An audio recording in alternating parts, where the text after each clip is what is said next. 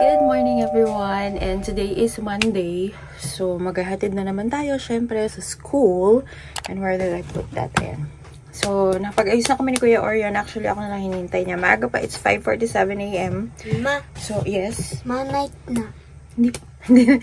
Morning na. Night pa yung itsura sa labas. Madaling ba kasi? Diyos ko. Diba? Pag ganitong panahon sa atin. So anyway, change tayo ng lipstick ngayon. So, mag-aano tayo. Yung Maybelline Superstay lipstick. Ayan siya. Lalagay ko yung link sa description box. Color niya ay Amazonian. And I love this color. Actually, kailan ko ba ito nabili? Parang a few months ago ko pa ito nabili. Matte? Matte nga pa to. Yeah, matte siya. Basta yun, lalagay ko yung link dito sa description box. Ayan. Although, kailangan kasi i-manage nyo lang. Medyo makapal kasi siya eh. Ayan. So, manipis lang to yung in-apply ko, guys. Pero, pwede nyo pang... So, parang 1 layer lang to. Pero, kung gusto nyo gawing 2 layers, okay lang din naman. Basta i-manage nyo lang. Tsaka magdala kayo lagi ng lip balm. Ayan. So, lagay ko na yung link nito sa description box. For if you wanna check. And, marami silang available na colors. Meron pa akong isang binila yung red. Kaya lang, sobrang pakak na pakak yung pagka-red niya. Hindi ko ganang ginagamit. Ayan. So, let's go na and prepare para makaalis na tayo. Dito na kami sa school, but it's very dark pa. As in, sobrang dilim pa. Ayan, oh. Si Kuya Orion. So, ano na, 6:11. Pero sobrang dilim pa. So, mamaya na kami bababa. At saka malamig pa naman. Pero, tingnan nyo ha, 6:11, sobrang dilim. Pero, ang dami nang dumarating na mga naghahatid na mga service. Ayan. So, marami na, even banda doon sa may, ano, tawag doon. Basta doon, yung original na parking area. So, dito muna kami. Tambay-tambay lang tayo. Hintayin natin si na Kuya Bam.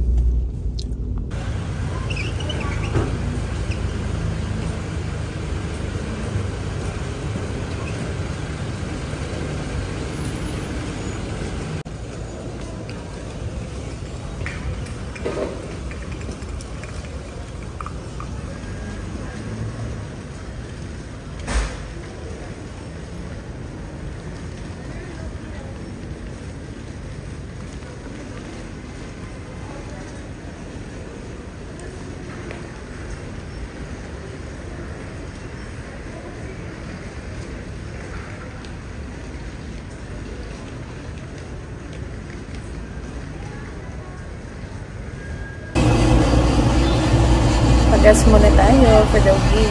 Ayan. Dito lang ako nagpapagas. Actually.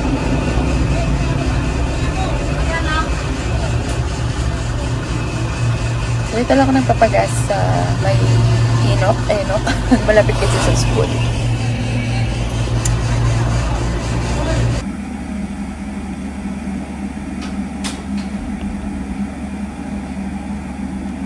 Yummy! Kiss, kiss. Kiss. The face. Ganyan na yung mukha mo, no? Lumobo ng lumobo. Ay! Lumobo ng lumobo. Lumobo ng lumobo ang mukha. Why?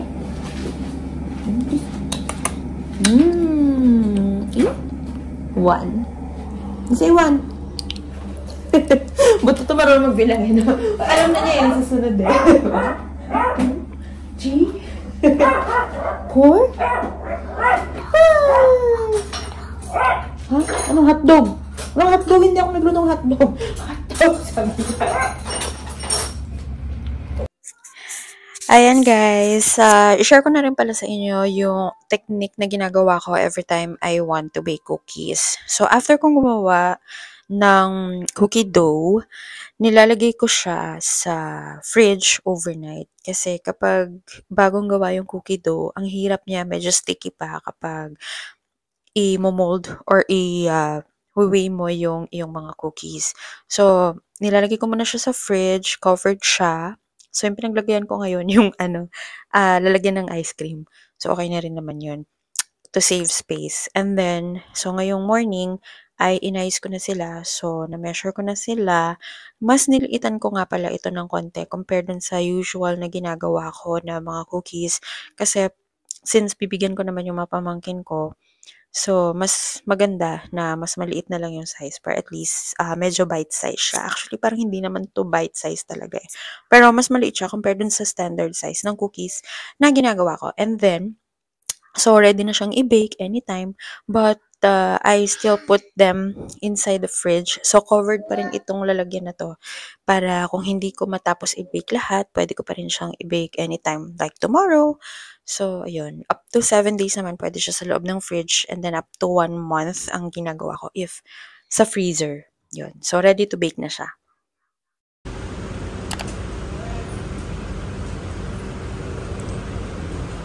Ayan.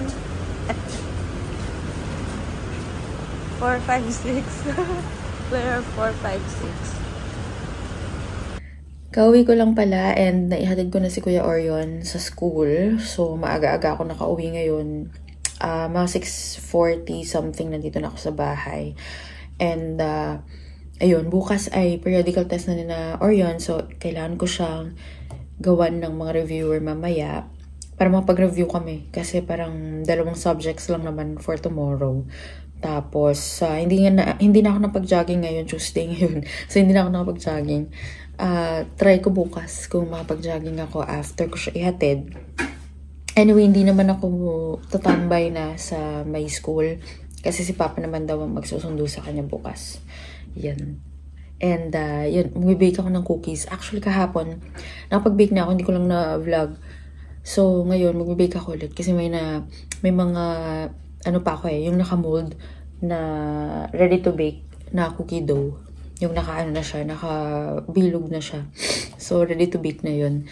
Kasi nga, dahil nga ngayon, yun ang ginagawa ko. Parang hindi na ako nagsuscoop every time nag-bake ako. So, at least, di ba? Pak, ganun na lang. So, yan. Bake tayo ulit. Kasi mapamangkin ko, mahilig talaga sa cookies. Yan. Breakfast muna tayo, guys. Ngayon pala ako kakain. So, ito. Cheesy seafood cup noodles. Minsan talaga, no, nakakapag-crave kumain ng cup noodles. So, instead of magluto ng ano. Pero actually, nagluto naman ako ng breakfast kanina. Kumain na rin si Kuya Yale. Tsaka yung breakfast kanina ni Orion. So, ito, for me. Habang tulog pa si Gianna at si Papa. Yan. Kain ako ng cup noodles. Malamig-lamig pa kasi. Diba? So, nakaka-enjoy kumain ng mga noodles pag malamig. And minsan-minsan naman ako kumakain ng cup noodles. So, nakaka-miss din. So, ayan. Konti na lang yung na-bake ko kasi ito na lang yung natira dun sa mga ready-to-bake na dough na meron ako for the cookies. So, ayan. Nilagay ko dito yung iba and then nagpack ako para bigay ko sa mga pamangkin ko bukas ng umaga. Since sabi ko punta nila ako sa parking para may pambaon sila na cookies. Ayan. Gusto nga nila kasi nagtatanong nga yung pamangkin ko kung kailan daw ako ulit gagawa ng cookies. Kasi nagustuhan daw ng mga classmates niya. Ayan. So, yun lang. Gawa ulit tayo ng cookies. I'll try to bake some more cookies this weekend. Kasi nga, gustong magbenta raw ng pamangkin ko. So, tignan natin.